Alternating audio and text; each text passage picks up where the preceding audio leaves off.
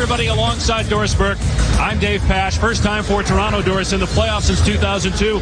When Vince Carter played here, Carter forced a trade, wanted to play somewhere else, wasn't happy with the direction of the franchise, and he's played here before the last couple of years with the Nets, but nothing like this. He's hoping that he can turn boos to applause today. Half man, half amazing was once revered. Now he is reviled. The main criticism being that he didn't always play hard. Well, guess what? An interested Vince Carter is a dangerous Vince Carter. Interestingly, they want to make him a scorer, not a passer. And he's not the only weapon the Nets have. They have one of the best trios in the NBA. Yeah, Richard Jefferson's explosion, one of the best parts of his game, impacted by his ankle. But when he's on the open floor, he is still dangerous. And Jason Kidd can impose his will without taking a shot. A terrific rebounder and passer.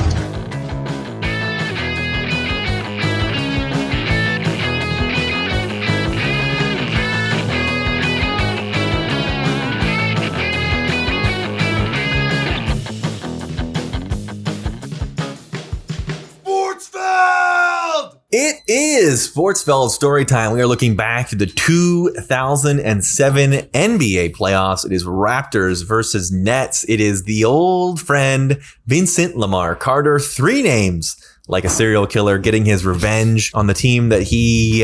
is it revenge when you make a point to leave and quit? Is that revenge?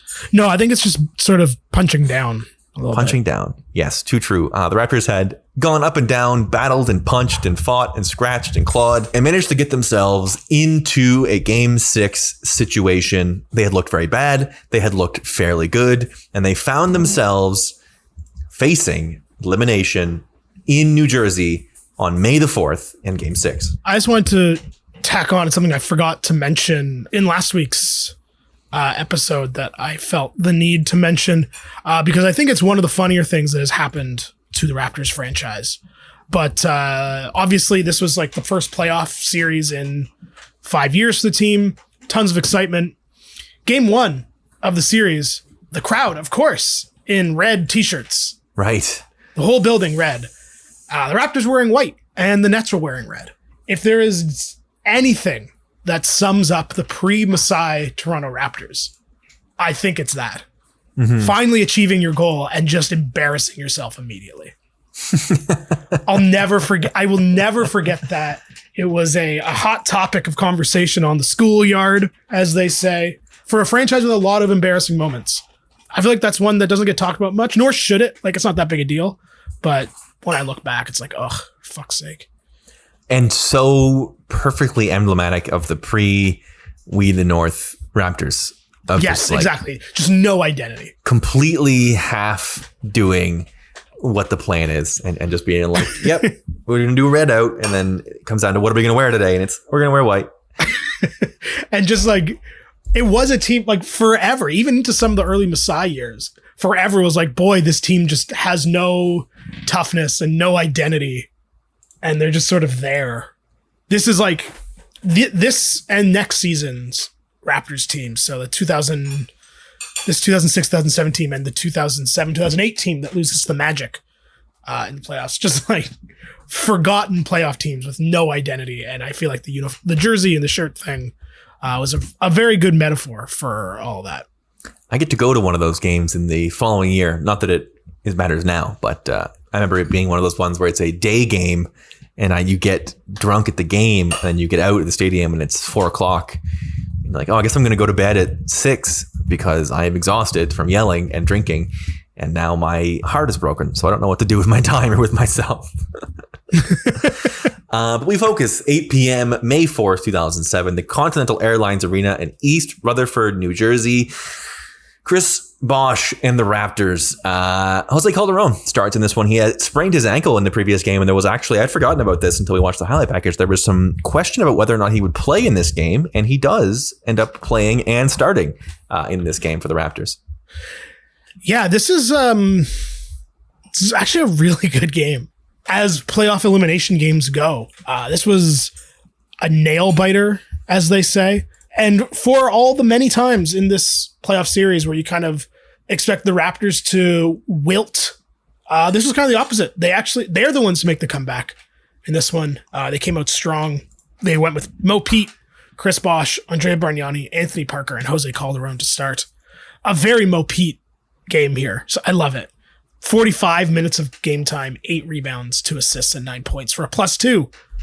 Just efficient on 4 or 5 shooting, efficient, good defense. I just wanted to praise Mo Pete.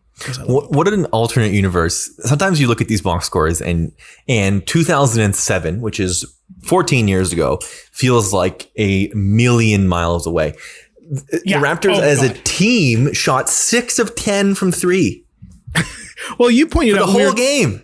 You pointed out that no one's being guarded on the perimeter, and they still only took that many shots, and the Nets only took 19. They were 10 of 19. That's unbelievable that both teams would combine over the course of the game to only take 29 threes. And both of them hit well over 50%. Like if you were hitting your threes at a 60% clip, take more threes. It's also like you pointed out last week about how like you couldn't believe how low the scoring is in these series and how low scoring was back then in the NBA. And it's crazy they get to 98, 97 points without taking all those threes. Unbelievable. Obviously, sports evolve a lot over time. But basketball's evolution in the last 20 years is not even 20 years, 15 years is really, really unbelievable. It's amazing. It really is amazing. They would be tied through one, and then second quarter is TJ Ford time. He basically single-handedly carries them into the half. TJ Ford, 13 points in the second quarter, 6 of 7 shooting, 1 from 1 for 3. Also chips in a pair of boards. TJ Ford, one of those guys that interested now that his career is over, obviously doesn't have a ton of like legacy here. I guess his legacy is like, it was only 2 seasons, right? And a lot of it was that battle with Jose and the T. Jose Calderford combination that they had over 2 years. But a guy that like at the time, I remember being very well liked and very highly thought of in the fan base.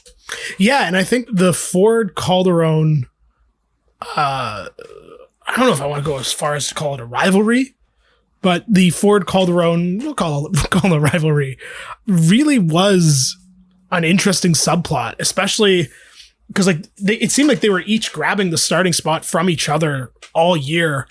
And then in this game, it ended up being like the whole narrative by the end. Because as you say, Ford has that amazing second quarter and Calderon only plays 3 minutes in the quarter.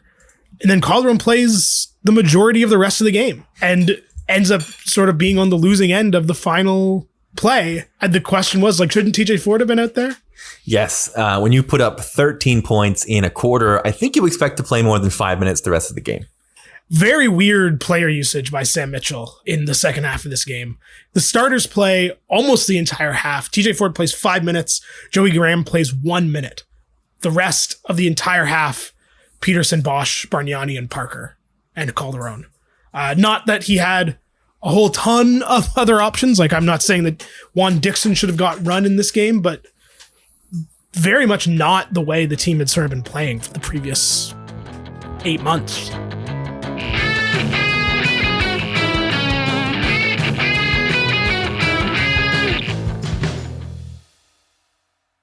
To your point, in the second half, the full 24 from Peterson, the full 24 from Parker, the full 24 from Bargnani, and 22:53 from Bosch, which is basically the full 24.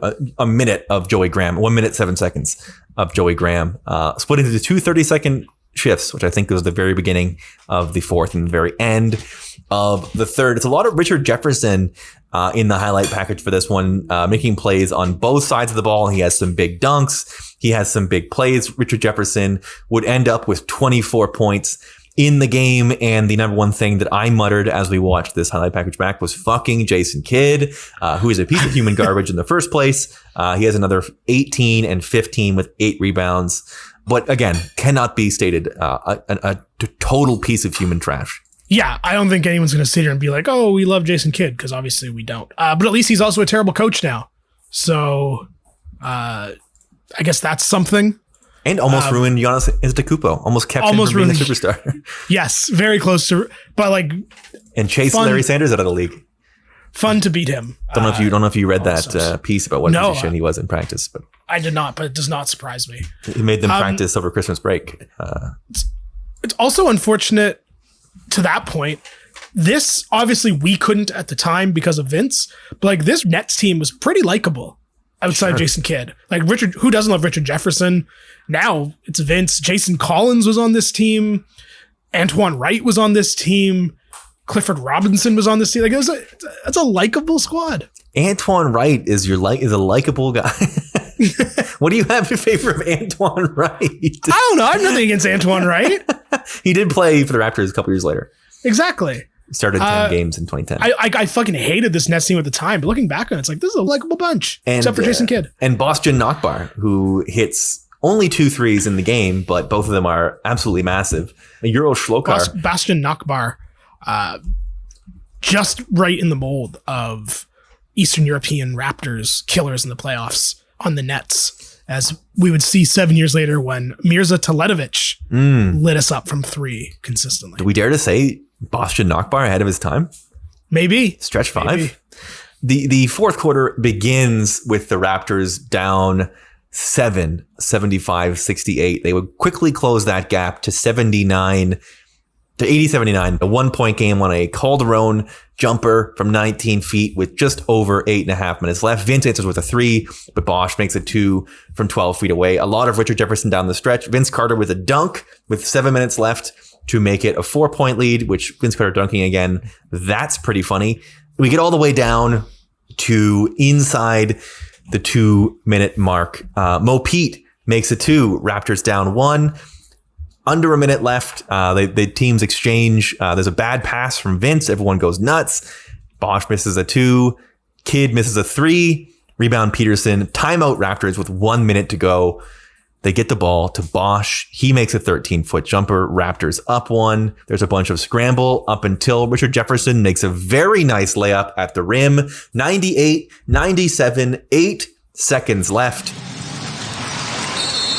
Not far to trigger, 12.6 to go. Nets trying to get to the second round.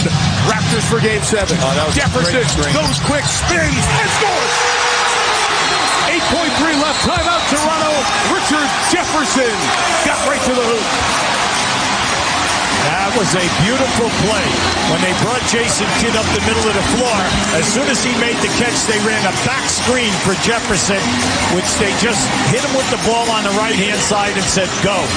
And the Raptors put it in the hands of Jose Calderon, their assist to turnover point guard. Remember the assist to turnover ratio conversation surrounding Jose Calderon? It was the only thing anybody... I don't, actually. Oh my goodness. It was the first ever advanced stats argument in basketball that I remember, was that Jose Calderon's assist to turnover ratio made him one of the best pure point guards in the league because he never turned the ball over and he only ever got assists. I remember the Jose Calderon free throw discourse. Oh, yes. One of the best to ever do it. Yeah, but not the assist turnover. But I believe that sounds absolutely like a proto Raptors Twitter thing to like make a guy a club legend because of assist to turnover ratio. That's very Raptors. Anyway, the unfortunate truth of what about to happen is, however, 8.3 seconds is a long time, but if they take away that first option, you've got to react quickly. Morris Peterson, Anthony Parker, Chris Bosh, Andrea Bagnani, Jose Calderon, Antoine Wright, who had the big rebound before out there. Toronto hasn't gotten any offensive rebounds tonight, only 3. So a second chance, not likely to happen. The Raptors season on the line. 8.3 to go, and buckle up, here we go. To Calderon, watched by Kidd, gotta go. Calderon with 4. Jefferson steals it, Kidd has it, and the Nets are going to the second round. The Raptors never got the shot off, and Richard Jefferson comes up with the big play on both ends to eliminate the Raptors, and the Nets are heading for Cleveland for the second round of the playoffs. We were just used to it. I guess the thing is we were used to it at this time. Yeah, I remember this game being like obviously very tense, and I was watching it extremely tensely. But when they lost in Game 7 to the Nets in 2014, when Lowry got blocked by Paul Pierce, that one hurt. This one was just like, yeah, okay. Didn't really expect it anyway. True. There was no like build up to this one. I don't know why. feel like the whole team was so charmed the whole year. And then they lost Garbajosa, and then it was very much that like happy to be there kind of thing for a lot of it. Calderon gets a bit of a trap from Kidd, shoves him off. There's a back pick, and Bosch, trying to do the old back post on Jefferson, tries to shove it and lob over top of him. Richard Jefferson, at this point in his career, still an absolute prime athlete, easily, I will say, jumps up and snags that back. 26-year-old Richard Jefferson not throwing a ball over the back of his head. He makes it for the steal. They chuck it down the court. This game is over. A little too easy. Pretty terrible pass. Raptors lose. Can you imagine in the world we live in today, if that was your end of game possession in an elimination game? The discourse would be firing. Wouldn't be great. And we all remember the Chris Childs turnover. That, of course. All I have to do is say the Chris Childs turnover, and there's no question what I'm talking about. Yep. Of course. That's up there too. Luckily, that's Jose Calderon's legacy is not tarnished in the slightest on this, because Jose Manuel Calderon will always be loved. Of course. In this city. But that is how it ends. A turnover into the hands of Richard Jefferson. The Nets go on to win the series. The Nets win the series on the spot right then and there. A bit of a downer, but that is how the story ends for the 2007 Raptors. Yeah, it's like I was saying, it's kind of a funny year in that it felt like it was going to be hugely transformational to the Raptors. Just as 2014 felt it was going to be, and then ended up being transformational to the Raptors. But this one just kind of through, poor management, not being able to attract free agents, not being able to build a team around a legitimate superstar in Chris Bosh. This just kind of wasn't the start of something. Yeah, absolutely right. It was not. It was the start of the beginning of the start of the end. And then they would have to completely redo it again. So that is it for the Raptors playoff run. We will look ahead. Next week, we are going to talk about where the team went from here and what that meant for the future, and how they went from Jose Calderon and TJ Ford to eventually Kyle Lowry, DeMar DeRozan, Kawhi Leonard, and all that stuff. All of that and more coming up next week on an all-new episode of Sportsfeld Storytime.